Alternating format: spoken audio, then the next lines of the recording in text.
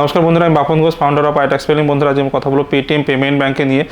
যেমনটা আপনারা সবাই জানেন, নিউজে দেখেছেন নিশ্চয়ই, যে পেটিএম পেমেন্ট ব্যাঙ্কে বন্ধ করার নির্দেশ দেওয়া হয়েছে। আরবিআই 31 জানুয়ারি 2024 একটা নোটিশ জারি করেছে তাদের অফিসিয়াল ওয়েবসাইটে, যেখানে নোটিশে এখনও রয়েছে এবং সেখানে স্পষ্টভাবে জানিয়ে দেওয়া হয়েছে পেমেন্ট ব্যাঙ্ক কী করতে পারবে এবং কী করতে পারবে না, কবে থেকে সার্ভিস বন্ধ হয়ে যাবে। এই মুহূর্তে এই ভিডিওতে আমি সম্পূর্ণ বিষয়টা ক্লিয়ার করবো যে এই মুহূর্তে পেটিএম পেমেন্ট ব্যাঙ্কের কী অবস্থায় রয়েছে এবং যাদের যাদের পেটিএম পেমেন্ট ব্যাঙ্কে অ্যাকাউন্ট রয়েছে তাদের কী করা উচিত, তারা টাকা ফেরত পাবে কিনা, উইথড্র করতে পারবে কিনা এবং কবে থেকে আবার চালু হতে পারে বা আদৌ কোনো দিন চালু হবে কিনা। যে নোটিশটা দিয়েছে, নোটিশটা আমরা ডাউনলোড করবো এবং আপনাদেরকে দেখাবো আপনি যদি চান সেই নোটিশটাকে কীভাবে ডাউনলোড করবেন এবং আপনি নিজেও সেটাকে দেখতে পারবেন।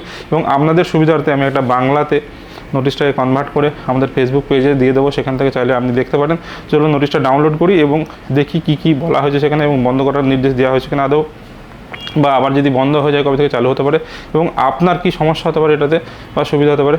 তো চলুন ভিডিওটি শুরু করি। ভিডিও শুরু করার আগে সবার কাছে একটা ছোট্ট রিকোয়েস্ট, যারা আমাদের চ্যানেলে নতুন একদমই, তারা অবশ্যই চ্যানেলটি সাবস্ক্রাইব করে নেবেন আর ভিডিওটি ভালো লাগলে অবশ্যই লাইক করবেন এবং বন্ধুদের সাথে শেয়ার করবেন। নোটিশটা ডাউনলোড করার জন্য আপনাকে যেটা করতে হবে, আপনাকে সবার প্রথমে RBI.org.in আপনাকে যেতে হবে। সেখানে গিয়ে হোমে ক্লিক করার পরে আপনি প্রেস রিলিজ বলে একটা অপশন পাবেন।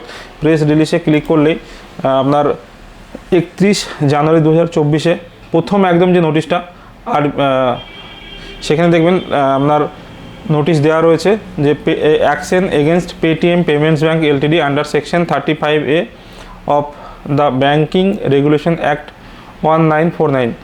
তো এইটাতে পাশেই আপনি যদি ক্লিক করেন পিডিএফ ডাউনলোড হয়ে যাবে এবং পিডিএফে সবার প্রথমে যেটা রয়েছে, ব্যাঙ্ক রেগুলেশন অ্যাক্ট 1949 দ্বারা 35 এর অধীনে পেটিএম পেমেন্ট ব্যাঙ্ক লিমিটেডের বিরুদ্ধে পদক্ষেপ, যদি এটা আপনাকে বাংলাতে কনভার্ট করেন এই মানেটা বার হয়ে আসে।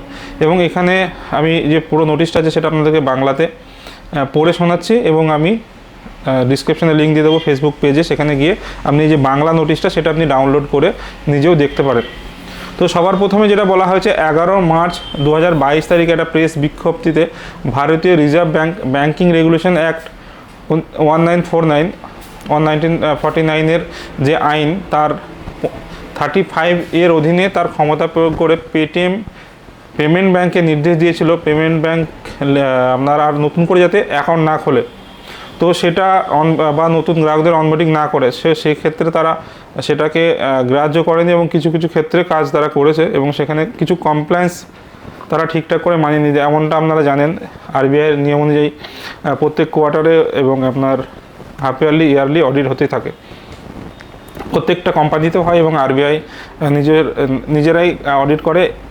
আপনার ইন্টারনাল অডিট হয়, এক্সটার্নাল অডিট হয়। তো এই ইন্টারনাল অডিট এক্সটার্নাল অডিটে কোথাও একটা সমস্যা আসছে, সেই জন্য অ্যাকচুয়ালি কী সমস্যা আছে সেটা এখনও পাবলিশ করেনি। তো তার কারণে প্রথম মার্চ মাসেই 2022 সালে মার্চ মাসেই নতুন করে অ্যাকাউন্ট খোলা বন্ধ করতে বলা হয়েছিল, বাট তারা বন্ধ করেনি। যেমন জানেন, আপনি অনলাইন নিয়ে অ্যাকাউন্ট ওপেনিং করতে পারছিলেন, তার সাথে সাথে যারা বিসি মডেল দেখবেন অনেক দোকান আছে যেখানে আঙুলের ছাপ দিয়ে অ্যাকাউন্ট খোলা যায়, তো সেইগুলো কিন্তু চলছিল। তারপর আপনার দ্বিতীয় যে পয়েন্টটা রয়েছে, সেখানে অ্যাকচুয়ালি কী সমস্যা সেটা বলেনি, বিশেষত সিস্টেম অডিট রিপোর্ট এবং বহিরাগত নিরপেক্ষদের পরবর্তী কমপ্লায়েন্স বৈধতা রিপোর্ট ব্যাংক ক্রমাগত অসম্মতি করছিল এবং অবিরত উপাদান তদারকি সংক্রান্ত উদ্বেগ প্রকাশ করেছে, তাই তারা এই পদক্ষেপগুলো নিয়েছে।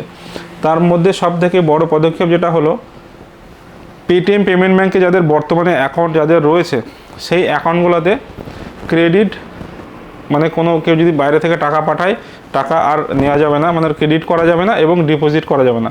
ডিপোজিটটা ফিজিক্যাল ডিপোজিট হতে পারে বা অনলাইন ডিপোজিট হতে পারে। এর ডেডলাইন দেওয়া হয়েছে 29 ফেব্রুয়ারি থেকে, মানে 29 ফেব্রুয়ারির পর থেকে আর পেটিএম পেমেন্ট ব্যাঙ্কে কোনো টাকা আপনি ডিপোজিট করতে পারবেন না। যে কোনো গ্রাহকের account, prepaid instrument, wallet, FASTag, NCMC card ইত্যাদিতে টপ আপের অনুমতি দেওয়া হবে।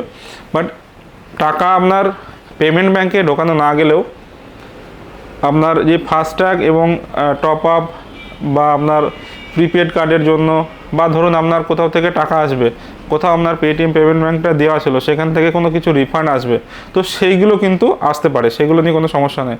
ধরুন আপনি ফ্লিপকার্টে কোনো কিছু কিনেছেন পেটিএম পেমেন্ট ব্যাঙ্কের দ্বারা এবং সেটাকে ক্যান্সেল করেছেন, সেই রিফান্ডটা আসবে।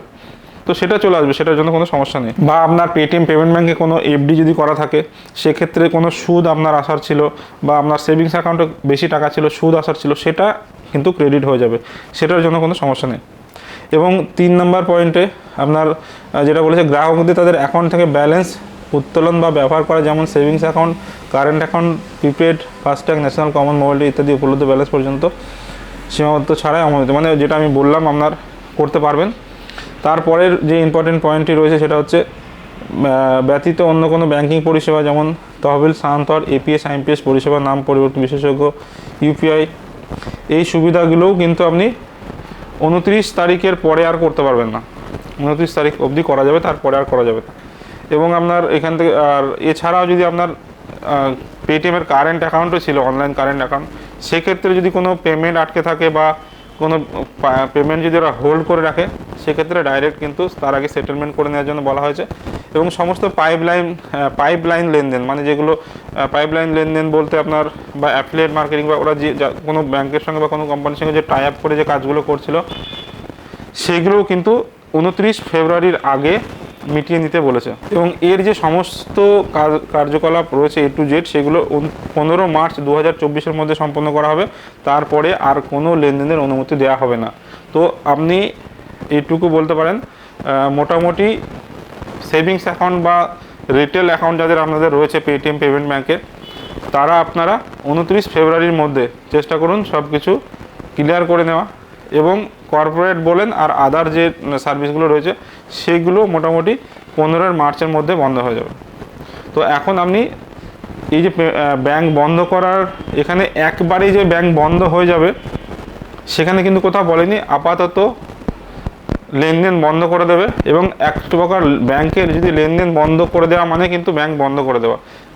এবার এখানে কিন্তু কোথাও লাইসেন্স বাতিলের কথা বলা হয়নি। সাময়িকভাবে আপনার কমপ্লায়েন্সের কারণে কমপ্লায়েন্স তারা হেল্প করেনি এবং ঠিকঠাকভাবে অডিট রিপোর্ট সাবমিট করেনি এবং তাদেরকে ব্যাংকে অডিট করতে সাহায্য করেনি, সেই কারণে এরা অ্যাকশন নিয়েছে। এবার এটা নিয়ে পেটিএম পেমেন্ট ব্যাঙ্ক চ্যালেঞ্জ করতে পারে বা হাইকোর্টে যেতে পারে বা অন্যান্য কিছু করতে পারে, সুপ্রিম কোর্টে যেতে পারে। সেক্ষেত্রে কিন্তু রিজার্ভ ব্যাঙ্ক কোথাও আপনার ব্যাংকটাকে সম্পূর্ণভাবে লাইসেন্স বাতিলের কথা কিন্তু কোথাও বলেনি। তো সাময়িকভাবে ব্যাংকটা ট্রানজ্যাকশন এবং সার্ভিসগুলো বন্ধ রাখা হচ্ছে। তো এখন আপনি পেটিএম পেমেন্ট ব্যাঙ্কে নতুন অ্যাকাউন্ট খুলতে পারবেন না, কোনো ট্রানজ্যাকশন করতে পারবেন না। এবার আমি যে আপনাদের যারা আমাদের ক্লায়েন্ট রয়েছেন এবং যারা মাইক্রো ফাইন্যান্স চালাচ্ছেন, নিধি চালাচ্ছেন, সেকশন 8 কোম্পানি চালাচ্ছেন, তাদেরকে প্রতিনিয়ত আমরা বলি যে কমপ্লায়েন্স সবসময় সঠিকভাবে করার জন্য, audit return time to time জমা দেওয়ার জন্য। সেক্ষেত্রে অনেক ক্লায়েন্টই সিরিয়াস নেয় না। আপনি একবার ভাবুন, পেটিএম পেমেন্ট ব্যাঙ্ক এত বড় একটা কোম্পানি, যাদের নানান রকম ব্যবসা রয়েছে এবং এত হাজার হাজার কোটি টাকার বিজনেস, সেখান থেকে তারা কমপ্লায়েন্সের কারণে তাদের ব্যাংকিং সার্ভিস বন্ধ হয়ে যাচ্ছে। আপনার কিন্তু সেই তুলনায় আপনার খুব ছোট্ট বিজনেস।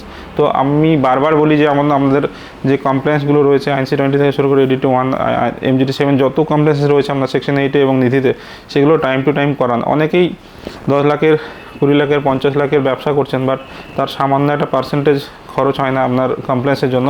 বাট সেটা আমরা যখন অ্যাপ্রোচ করি সামনে থেকে, তো একটা নেগেটিভ ইম্প্যাক্ট কিন্তু করে। মানে এমন একভাবে একটা ভাব নেয়, এমন ক্লায়েন্ট আছে যে আমরা কী না তাকে বলে দিলাম, বাট এটা আপনার ভালোর জন্য।